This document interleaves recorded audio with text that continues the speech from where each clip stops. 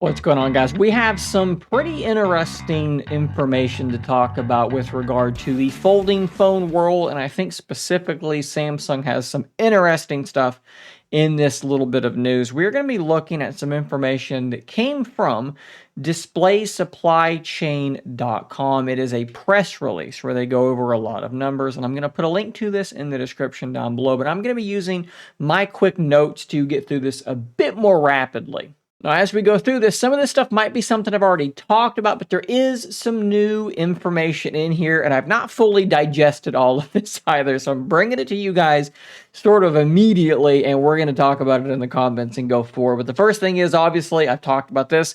The foldable smartphone market has seen its first year-over-year decline in Q3 of 2024. So Q3 of 2023, foldable phones sold better than they did Q3 of 2024. Things actually did slip. After 40% annual growth from 2019 to 2023, after at least 40% annual growth, the market is expected to rise by just 5% this year and then fall by 4% in 2025. That is a shocking prediction. And you got to keep in mind, this is a prediction. Okay, so DisplaySupplyChain.com, these guys are basically watching the display world. They're seeing shipments of panels going to this company, going to that company, and they're using this information to try and make predictions. Predictions can be right, they can also be wrong, but their prediction is things are slowing down, and they're going to slow down even more next year. I actually just caught a typo in my own thing, so I'm glad I'm doing this right now where I can actually still edit this. This is an interesting one.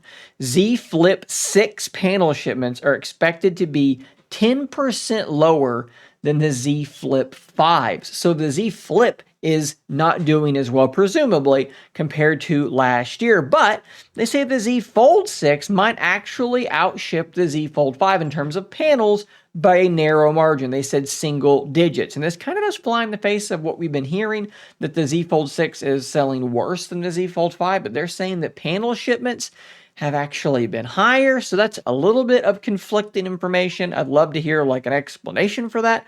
Definitely kind of strange. Samsung's overall procurement is nearing its lowest levels since 2021, though.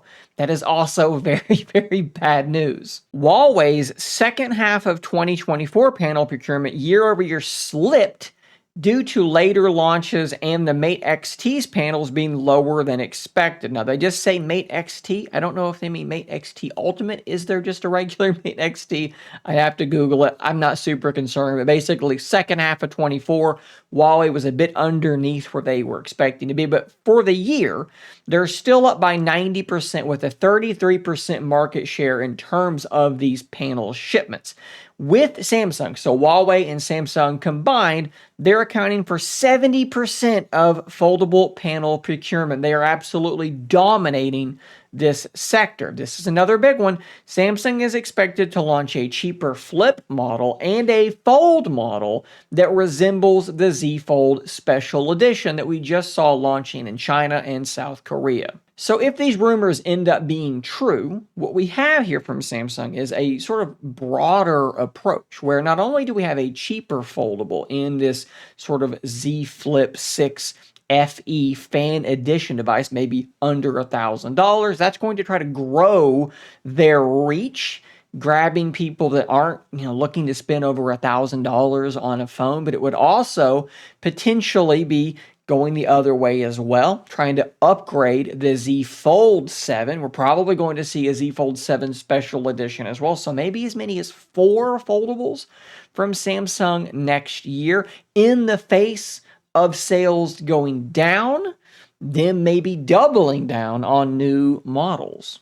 As crazy as that might sound, I think that there is some sense in what they are doing. And there's actually a comment that was left on my video talking about the Q3 numbers being down that I think was actually really well said. The growth of foldables is similar to the EV market. Among enthusiasts, the market is saturated. All the enthusiasts, people like me, people like probably you, we've bought a foldable and we're probably good with it since we just spent $1,800.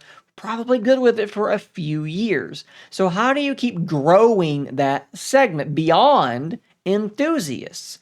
You have to bring the price down. I've been banging this drum for like years now. You have to make a cheaper foldable. Of course, the tech has been a barrier there. It is expensive to make these things, but it's been a while now. We're talking about a Z Flip 7. So yes, introducing a Z Flip 7 FE that does cut some corners on maybe it's the camera, maybe you're going to use instead of a Snapdragon, maybe you're going to use an Exynos processor. I don't know. Do whatever you got to do.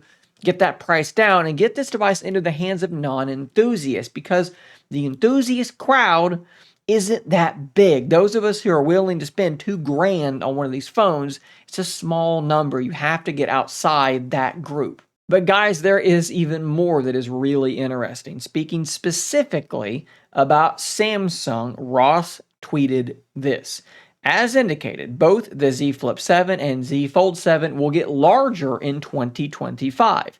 Friend of the channel, Greggles TV, responded, inches, cover, and main. Out there doing the Lord's work gathering information, Ross replied, Fold 7 should have the same display sizes as the Fold 6 FE. So Fold 6 SE, so Fold 6 Special Edition, will basically become the Fold 7.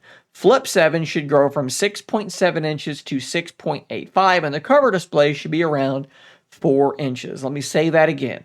The Fold 6 Special Edition will basically be the Z Fold 7. Now, we're not talking necessarily about all the specs there, right? He's not necessarily talking about the camera, the 200 megapixel sensor, but when we're talking about the displays and theoretically the aspect ratio, that should be the Z Fold 7, and that is a big deal. As I'm sure you know, not only is the Z Fold Special Edition wider in terms of this cover display, much closer to a normal phone, not quite a normal phone, but very, very close. Where this got a bit closer, this gets even closer than that.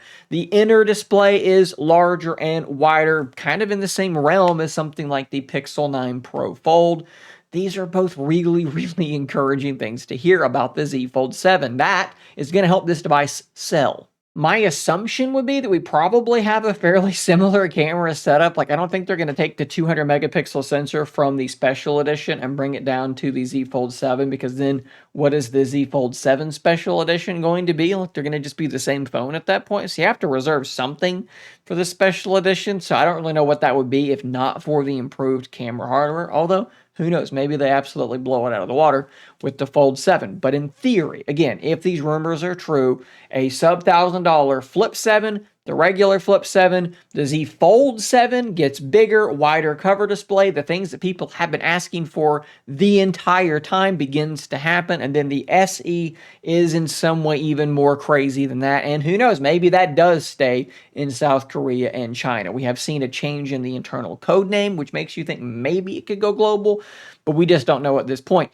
And if the Fold 7 basically is the SE, who cares about the 7 SE, right? As long as we're getting the wider, bigger screens, I think we'd probably be fairly happy with that. Like I said, though, in the beginning, and I'll say it here again, I put it in this last post, these are rumors.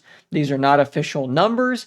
These come from a fairly reliable source, but Ross has been wrong about things in the past, okay? They've gotten things wrong. Even with the Special Edition, he seemed to be barking up the tree, the wrong tree, a little bit with that Special Edition. So we do have to take all of this with that very important pinch of salt. But at any rate, guys, I wanted to bring this information to you. I'll drop a link into the description so you can go through the full article yourself and check that out. Let me know, what do you think about this? Did I miss anything that I should have talked about? Did I misinterpret some of the information? I am human. I am a flawed human, so I could make a mistake there. Let me know in those comments down below, guys. Subscribe for more content like this. I'll see you on the next one. And until next time, stay nerdy, my friends.